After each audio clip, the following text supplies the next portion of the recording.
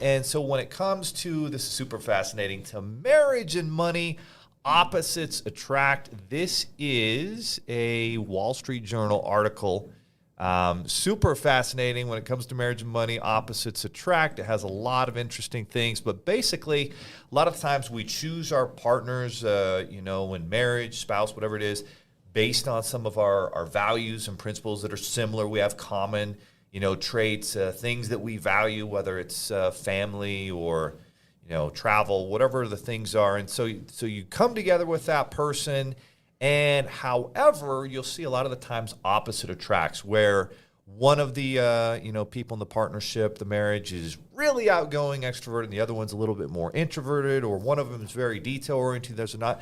Or in money situations, one of them, is kind of a big spender, and the other was very thrifty and frugal. I see that a lot of the times in marriages, and the thing that this article talked about is, if they don't come together on those issues over time and they come apart, then that's usually what leads to divorce. And so very fascinating, but most successful couples will come together, with that. How do you see that happening, or in like successful marriages, your marriage, like how do you see that? How do people get on the same page with their spouse, I guess is the question. It takes time. It takes sacrifice.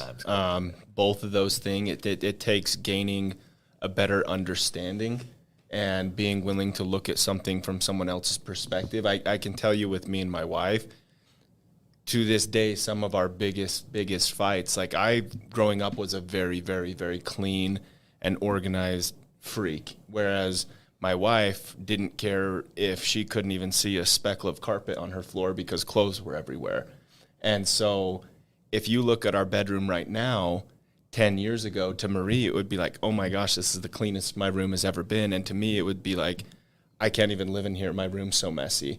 But we finally, over a 8-year span, have reached that point where we found that level ground where we're both comfortable, and we both have gained that understand that is what is really, really hard for her may be really easy for me. And what's kind of interesting, this is a little off topic, and I think, not that it's a marriage, but a business partnership is, you spend, if not more, equally as much time with your business partner than you do your spouse. And what's interesting is, you and I are very, very different in a lot of ways. Like our skills, we have extremely different skill sets, different personalities, but the more we hang out with you and Jill, interestingly enough, I'm finding that even down to like the taste buds, I have a lot of similarities to Jill. And you have a lot of similarities to my wife. Like it's kind of, obviously you're very, very different, but there are some key personalities, the big family, like there's a lot of things. It's kind of interesting to look at. It is. It's fascinating, how that works. But what's most important is to succeed. You're ultimately, like you said, you're coming together. And I think, again, it's not an event, right? It's a process over time. And so if you go into the, marriage partnership expecting to be on the same page immediately, that's not how life works. It takes time to gain understanding. And then you really have to empathetically look at, well, what is their perspective like, and get on the same page of how that works. And that's important. But from a money perspective, it's super important, especially in a business partnership or a marriage partnership, that you do get on the same page with, sticking to some sort of budget, to having some goals. And if one of you is the big spender in your relationship and the other is more frugal, then it's really important to come together and get the same goals that you want to achieve together. And when you're working together, the results are extraordinary. And I could not believe the results in this article. This is a Wall Street Journal article, one of the few publications out there that I think really tries to be accurate and diligent in their reporting. So this was the section that blew my mind. So here's what it says. The median net worth of married couples ages 25 to 34 years old is nearly 9 times as much as the median net worth of single households, and this was as of 2019. Let me say that again. The median net worth of married couples aged 25 to 34 is not 1, not 2, but actually 9 times higher than people who are single in that same age bracket. How unbelievable is that statistic, and why do you think that is? That is very unbelievable. I would have expected maybe 2 times, 3 times, even 4 times, but 9 times is pretty remarkable. To play the devil's advocate here, I'd guess that maybe a little bit of that is like, I'm too young to even be married. I just moved out for my first time, and I'm working at Zoomies type of thing. Yeah. But obviously, that's a small fraction. I think a lot of this has to do with accountability.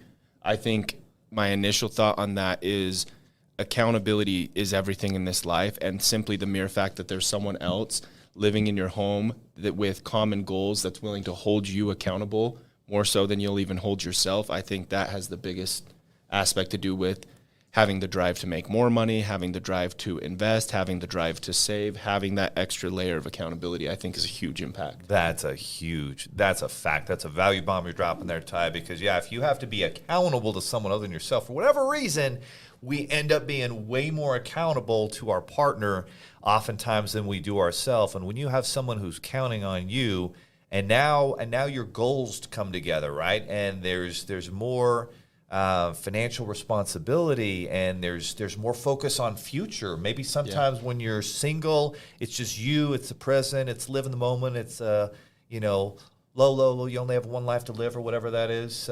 YOLO, I guess you only live once. YOLO. And so, but when you're together with someone, now you've got these bigger goals, this future that you're working on together, and especially when you have kids, there's even more focus because you have to watch your finances even closer.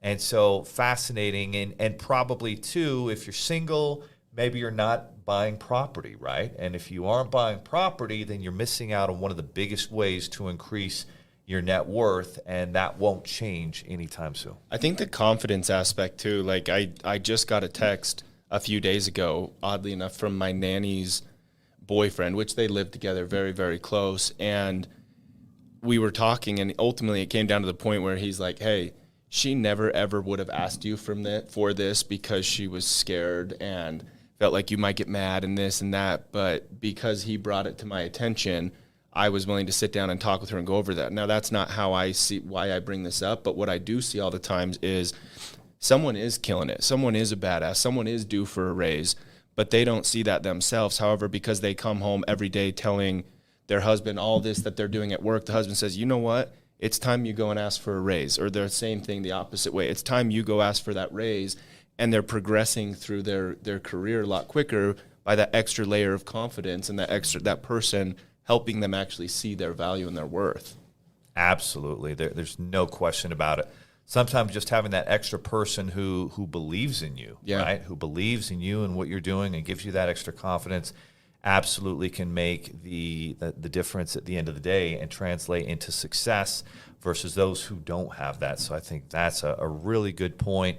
One of the things they talked about that helps couples have a much more successful money relationship and thrive together is meeting on a weekly or monthly basis and talking about money, talking about their goals as a family, if they have children, things that they want the kids to be able to work towards, and just that communication and being empathetic and put yourself in their shoes and understanding what they're trying to accomplish. And when you do that, it's not hard to see why the median net worth of couples is 9 times higher.